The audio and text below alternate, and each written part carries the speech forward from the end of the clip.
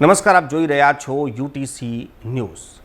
લોકસભાની ચૂંટણી 2024 લોકશાહીનો મહાપર્વ તમામ મતદારો માટે 7મી મે ગુજરાતના મતદારો માટે ખૂબ જ મહત્વનો છે, કેમ કે તેઓ પોતાનો મત આપશે એક ભાવિ સરકાર માટે। એ સરકાર કેવી હશે, તેના મુદ્દા શું હશે, તેના એજન્ડા શું હશે, આ તમામ વસ્તુ વિચારીને એક મતદાતા જ્યારે મતદાન કરતો હોય છે ત્યારે તે પોતાના ભવિષ્યનું ઘડતર કરતા હોય છે।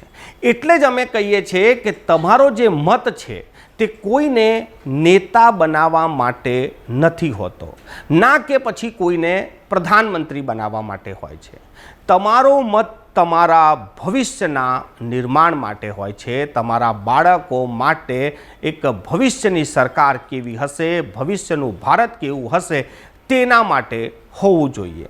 અમે સ્પષ્ટ કહીએ છીએ કે મતદાન અવશ્ય કરવું જોઈએ। લોકશાહીમાં જે લોકો પણ વિશ્વાસ રાખતા હોય તેને મતદાન પર વિશ્વાસ રાખવો જોઈએ અને મતદાન અચૂકથી કરવો જોઈએ। પરંતુ મતદાન કરતા પહેલાં જે મતદાતાઓના અધિકાર છે તે પણ તમારે જાણી લેવા જોઈએ। હું મારી ભાષામાં કહું તો તમામ નાગરિકોએ વોટર બનવું જોઈએ, સપોર્ટર નહીં। પરંતુ આજકાલના મતદારો વોટર ના બનીને સપોર્ટર બની ગયા છે। જે તે પાર્ટીને તેઓ સપોર્ટ કરતા હોય છે અને પછી સપોર્ટ કર્યા બાદ જે તે પાર્ટી જે પણ યોજના બનાવે, જેવી પણ નીતિ બનાવે, ભલે એ લોકો માટે અનુકૂળ ના હોય પરંતુ તેને સપોર્ટ કરતા હોય છે, કેમ કે તેઓ વોટરથી સપોર્ટર બની ગયા છે। અમારું કહેવું છે કે તમે વોટર બનો પણ સપોર્ટર ના બનો। બીજી વાત, જ્યારે પણ નેતાઓ તમારી પાસે આવે છે અને નેતાઓ કહે છે કે તમારો મત અમને આપો, અમે જીતીને તમારા માટે નીતિ બનાવીશું, નિયમ બનાવીશું, ત્યારે તમે મતદાન કરતા પહેલાં એ નેતાને જુઓ। એ નેતા શું કરી શકે છે, એની કેપેસિટી શું છે, તેના વિચારો શું છે, તે ભૂતકાળમાં શું કર્યું છે, જે ભવિષ્યમાં કરી શકશે, આ તમામ વસ્તુઓ તમારે મતદાન પહેલાં જોવી જોઈએ। અમે ફરીથી કહીએ છીએ કે તમારો મત કોઈને નેતા બનાવવા માટે નહીં કે પછી કોઈને પ્રધાનમંત્રી બનાવવા માટે નહીં, તમારો મત તમારા ભવિષ્યને બનાવવા માટે આપજો। કેમ કે જ્યારે તમે મતદાન કરશો અને મતદાન કર્યા બાદ જે સરકારનું નિર્માણ થશે એ સરકાર જ નીતિ બનાવ્યા બાદ તમારા અને તમારા બાળકો માટે સારી યોજનાઓ બનાવશે।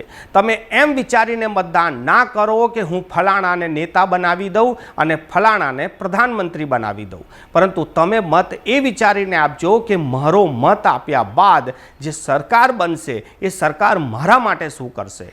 તમામ વોટરોએ વિચાર કરવો જોઈએ કે તમારા મતથી બનેલી સરકારથી શું સ્વાસ્થ્ય સુધરશે, શું શિક્ષણ સુધરશે, શું તમારી જે સોશિયલ સિક્યુરિટી છે તે સુધરશે, નહીં કે તમારા નેતા માટે શું ફાયદો થશે।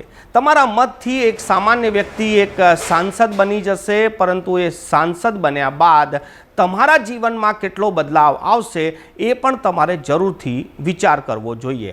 તમે એક સામાન્ય મતદાતા છો, શું તમે આ વોટ આપ્યા બાદ ખાસ બની જશો, એ વસ્તુ પર ધ્યાન આપવું જોઈએ। નહીં કે કોઈ ખાસ વ્યક્તિ, કોઈ આમ વ્યક્તિ આ મતદાનમાં મત મેળવ્યા બાદ સાંસદ બની જશે, કોઈ પ્રધાનમંત્રી, કોઈ મંત્રી બની જશે, પરંતુ તમે ત્યાંના ત્યાં રહી જશો। એટલે તમારી સોચ કોઈને બનાવવા માટે ના હોવી જોઈએ, પરંતુ તમે કંઈક બનો એના માટે હોવી જોઈએ। મતદાન કરતાં પહેલાં આ વિચાર જરૂરથી કરી લેજો અને ભારતના સારા ભવિષ્ય માટે મતદાન જરૂર કરજો।